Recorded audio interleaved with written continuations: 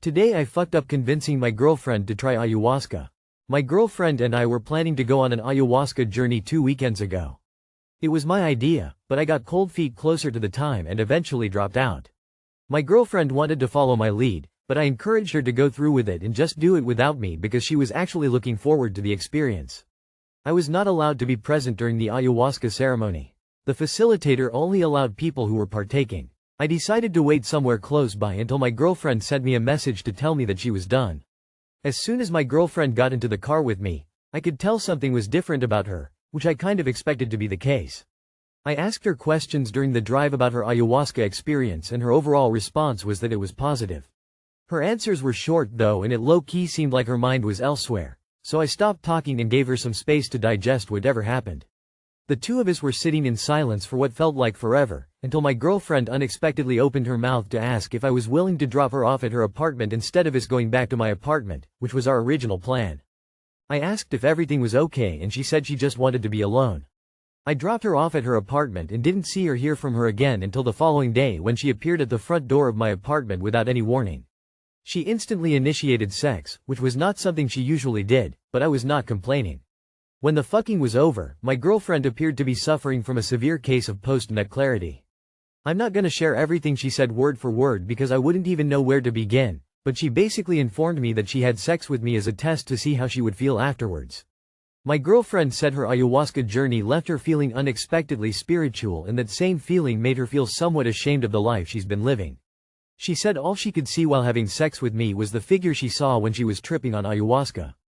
She described the figure as an enormous newborn baby with fully developed adult arms and legs. She said the giant baby spoke to her in the voice of her late father, but she became too emotional to explain to me what the baby actually said. However, she did manage to sum up her understanding of whatever she experienced. My girlfriend said the baby encouraged her to accept something she's always denied. She said she was asexual. She said she never cared about having sex with me or anyone else and that sex made her feel nothing. But she pretended that it did to please her partners, which she now regretted because it was so many years of lying to herself and to others. It was a lot to take in, but I did my best to let my girlfriend know that I would continue to love her like I always have.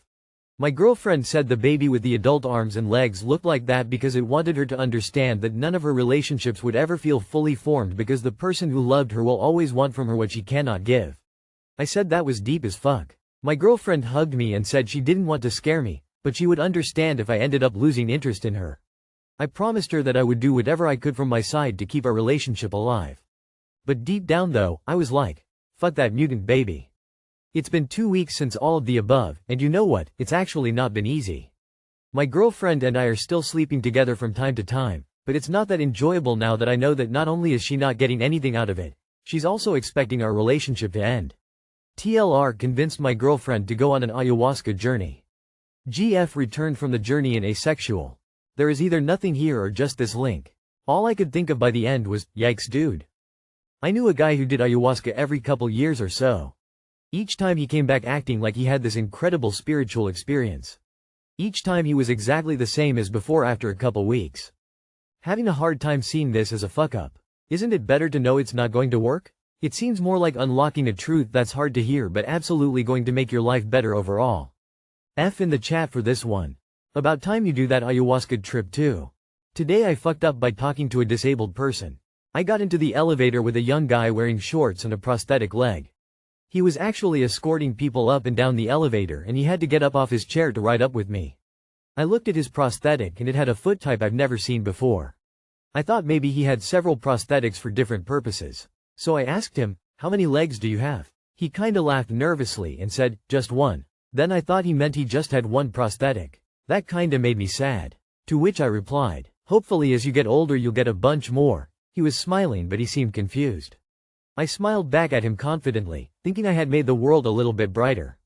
I didn't realize until I left the elevator what I'd done. Too long did not read. Asked a one-legged man how many legs he had. This memory will replay over and over in your head. It will keep you awake while you're trying to sleep. You have my pity. As an amputee, this would have made my year haha. I'm literally autistic and this is the kind of dumbacuzlulous shit I'd say loudly crying. I know you're probably hella embarrassed but Jesus Christ this is hysterical. Ever heard the story of the man with 5 legs? His pants fit like a glove. The visual I got was a very elderly man with 8 legs trying to walk around like a spider.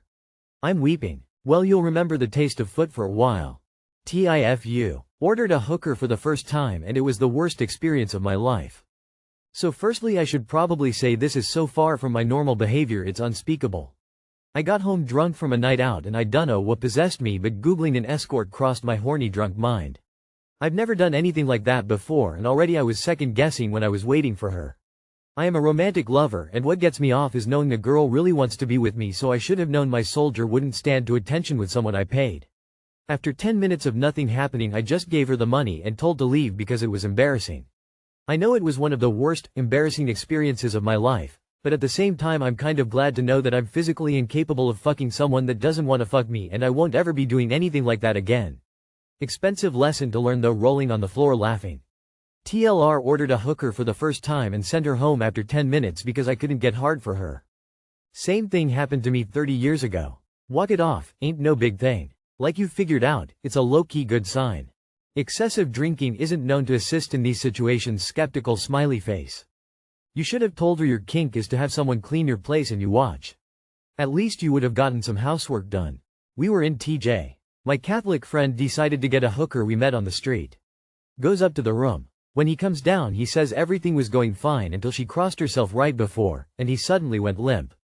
Today you learned an expensive lesson, saluting face. If it makes you feel any better, this is fairly common. Aside from the wasted money it's no big deal. Today I fucked up by offering dinosaurs to all the children. My husband and I rented a spot, obligatory, this was in the spring, not today, at a local Mennonite market for a community yard sale. I was going to put a price sticker on this plastic bucket of dinosaurs, but decided just to hand out dinosaurs to kids that came to our booth. It was a hit and I was having fun. A Mennonite family came to the booth and I was chatting with them. They had picked up some stuff, super nice. Then I asked their little kids if they wanted a dinosaur and they said no. I kinda doubled down, like really? You don't want a dinosaur? And they shook their heads and backed up a little. Their parents looked a little stricken and ushered them to the next booth, and it took a minute or two of wondering what just happened that I realized I needed to do some Googling. Sure enough, Mennonites don't believe in dinosaurs. I think I actually offended them, because most of the Mennonites steered clear of our booth the rest of the weekend. Too long did not read. Offended a religious family by offering them dinosaur toys. Not the asshole, it's not your fault they don't want to accept scientific facts. Hey, you were doing a nice thing and that you and all the other kids enjoyed. Good for you. The Mennonites chose to come to your yard sale and that means engaging with nice people like yourself. I personally think it would have been rude if you had not offered the toy to the children. You were not being rude, unkind, or insulting, you were treating them like everyone else. Besides, if they don't believe in dinosaurs, I wonder if they play with things like Beanie Babies that are also not real. Just a thought. Since their beliefs run contrary to popular beliefs, it's not really a fuck up, just a coincidental oof moment where someone didn't want to partake in the product. It happens all the time in marketing, no biggie. This is probably old order Mennonites. I went to an urban Mennonite church for 8 years, and we didn't have anyone like that, in a congregation of about 120. What would happen if you had tried to hand out Smurfs? They certainly don't exist. You did nothing wrong. Depriving kids the joys of picking their favorite dinosaur is fucked up. A picture is worth 1,000 words. Not the asshole.